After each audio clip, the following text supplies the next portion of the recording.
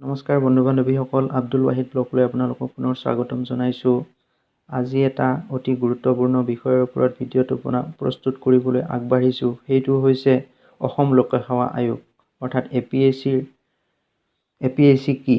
APSC exam বছৰত কেইবাৰ হয়? শিক্ষাগত অৰ্হতা কিমান লাগে? কি ভাষাত লিখিব পাৰি? এজ লিমিট কিমান? পাছ কৰিলে কি চাকৰি পাব? দৰমহা কিমান হ'ব?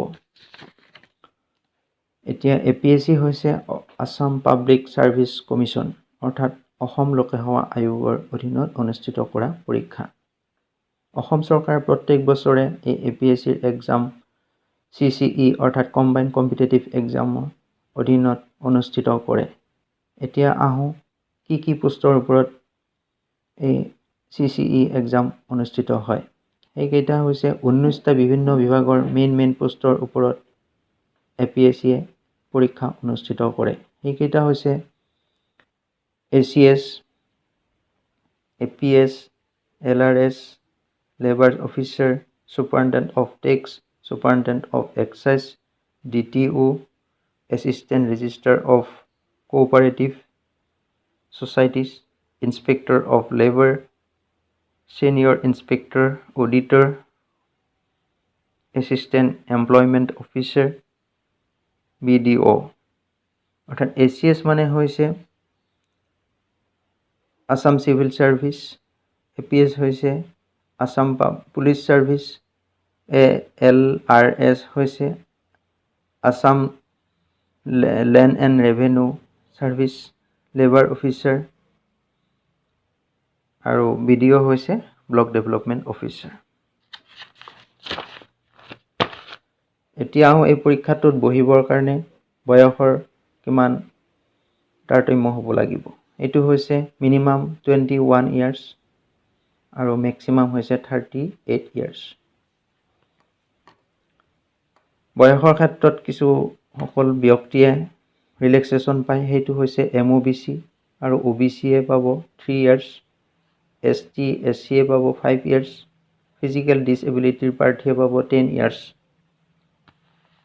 এতিয়া কুৱেশ্যন পেপাৰ কেনেকুৱা হ'ব? কুৱেশ্যন পেপাৰ হ'ব অসমীয়া আৰু ইংৰাজী দুয়োটা ভাষাতে, আৰু উত্তৰ কৰিব পাৰিব অসমীয়া ইংৰাজী দুয়োটা ভাষাতে উত্তৰ কৰিব পাৰিব। এইটো প্ৰাৰ্থীসকলৰ কাৰণে এটা সুবিধা হ'ব। এলিজিবিলিটি ক্ৰাইটেৰিয়া অৰ্থাৎ প্ৰাৰ্থীসকলৰনো কিমান কোৱালিফিকেশ্যন থাকিব লাগিব। 1 নম্বৰতে হৈছে ডিগ্ৰী বা গ্ৰেজুৱেশ্যন ফ্ৰম এনি ইউনিভাৰ্চিটি বা কলেজ, ৰেপুটেড ইউনিভাৰ্চিটি বা কলেজ অৰ্থাৎ আইডল বা ইগন'ৰ পৰা হ'লেও যদি ডিগ্ৰী কৰা থাকে প্ৰাৰ্থীজনে তেতিয়াহ'লে এই পৰীক্ষাত বহিব পাৰিব। 2 নম্বৰতে হৈছে ভাৰতীয় হ'ব লাগিব, তেখেতে ইণ্ডিয়ান চিটিজেনশ্বিপ হ'ব লাগিব। এজ লিমিটটো ওপৰত উল্লেখ কৰা হৈছে। আৰু যদি প্ৰাৰ্থীগৰাকী কোনো চৰকাৰী চাকৰি কৰি থাকে বা প্ৰাইভেট জব কৰি থাকে তেতিয়াহ'লে নিৰ্দিষ্ট বিভাগৰ মুৰব্বীৰ পৰা এখন আগতীয়াকৈ প্ৰমাণপত্ৰ অৰ্থাৎ পাৰ্মিশ্যন উলিয়াই ল'ব লাগিব এই পৰীক্ষাটোত বহাৰ কাৰণে। আৰু অন্যথা যদি পাৰ্মিশ্যন নোলোৱাকৈ এই পৰীক্ষাত বহে তেতিয়াহ'লে ডিছকুৱালিফাই হৈ যাব পাৰে। CCE অৰ্থাৎ কম্বাইণ্ড কম্পিটিটিভ এক্সামৰ এই জৰিয়তে এপিএছচিয়ে পৰীক্ষাটো অনুষ্ঠিত কৰে। এতিয়া চেলাৰী কিমান হ'ব বাৰু জানি লওঁ। Basic plus grade pay plus allowance মিলাই অলমষ্ট 54,000 হ'ব পাৰে ষ্টাৰ্টিঙত, আৰু ইয়াৰ পিছতো ক্ৰমান্বয়ে বাঢ়ি গৈ থাকিব।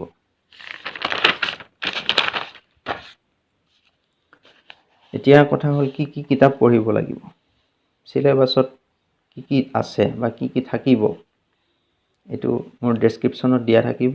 ইয়াৰ ভিডিঅ'ত আপোনালোকে সবিশেষ পাই যাব। এক্সাম পাছ, এতিয়া প্ৰিলিমছ পাছ কৰাৰ পিছত তেওঁলোকে মেইনছত বহিব পাৰিব, আৰু মেইনছ পাছ কৰাৰ পিছত তেওঁলোকে ইণ্টাৰভিউ দিব পাৰিব।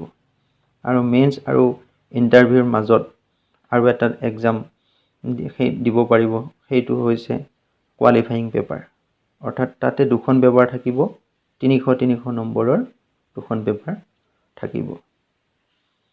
এতিয়া ভেকেঞ্চি পোষ্ট প্ৰত্যেক বছৰে একে সমান নাথাকে, কেতিয়াবা হয়তো বেছি থাকিব পাৰে আৰু কেতিয়াবা কম থাকিব পাৰে, কেতিয়াবা 1000ও থাকিব পাৰে, কেতিয়াবা 300ও থাকিব পাৰে, কেতিয়াবা 400ও থাকিব পাৰে। এতিয়া মাৰ্কছ অন ইয়াৰ মেইনছ আৰু প্ৰিলিমছ, অৰ্থাৎ মেইনছ আৰু প্ৰিলিমছত যিখিনি মাৰ্ক পাব তাৰ ওপৰতে তেওঁলোকে নেক্সট পৰ্যায়লৈকে অৱতীৰ্ণ হ'ব পাৰিব। ইয়াতে পৰীক্ষাত নেগেটিভ মাৰ্কিং থাকিব। নেগেটিভ মাৰ্কিং অৰ্থাৎ প্ৰিলিমছত তেওঁলোকে 0.25, অৰ্থাৎ 4টা যদি অশুদ্ধ এনচাৰ কৰে তেতিয়াহ'লে 1 নম্বৰ কটা যাব। আৰু মেইনছতো ঠিক তেনেকুৱাই কাট অফ মাৰ্ক থাকিব, অৰ্থাৎ এটা প্ৰশ্ন যদি দুবাৰকৈ এনচাৰ কৰে শুদ্ধ হ'লেও সেইটো কাট অফ মাৰ্কৰ জৰিয়তে মাৰ্কটো কটা যাব। আৰু প্ৰিলিমছত হ'ব 400 নম্বৰ, 200 কৰি পেলাই 2খন পেপাৰ থাকিব। আৰু মেইনছত টোটেল 2275 নম্বৰ থাকিব। তাৰে ভিতৰত ইণ্টাৰভিউ কোৱালিফাইং পেপাৰত আৰু থাকিব। কোৱালিফাইং পেপাৰত 2খনত 300কৈ থাকিব। এখন হ'ব ইংলিছৰ এখন থাকিব পেপাৰ, আৰু আনখন হৈছে মাদাৰ লেংগুৱেজ, হয়তো অসমীয়াও হ'ব পাৰে, বঙালীও হ'ব পাৰে, হিন্দীও হ'ব পাৰে, যোনে যিখন চিলেক্ট কৰে। এতিয়া আহোঁ কিমান মাৰ্কছ পালে চিলেক্ট হ'ব এইটো বিষয়ত। এপিয়াৰ্ড ইন এক্সাম, অৰ্থাৎ প্ৰিলিমছত যদি ধৰা হয় কোনোবা বছৰে 70,000-ৰ পৰা 90,000-ৰ ভিতৰত প্ৰাৰ্থী হয়, আৰু কেতিয়াবা তাৰে ভিতৰত 4,000-ৰ পৰা 5,000 কেণ্ডিডেটে পাছ কৰিব। তাৰপিছত এই 4,000-5,000-এ আকৌ মেইনছ দিব পাৰিব। মেইনছৰ পৰা কমচে কম 500-ৰ পৰা 1500 কেণ্ডিডেট পাছ কৰিব। পাছ কৰাৰ পিছত ইণ্টাৰভিউৰ কাৰণে তেওঁলোকে 500-ৰ পৰা 1500 কেণ্ডিডেট অৱতীৰ্ণ হ'ব পাৰিব। হ'লে কমচে কম 60% বা 50%-এ পাছ কৰিব।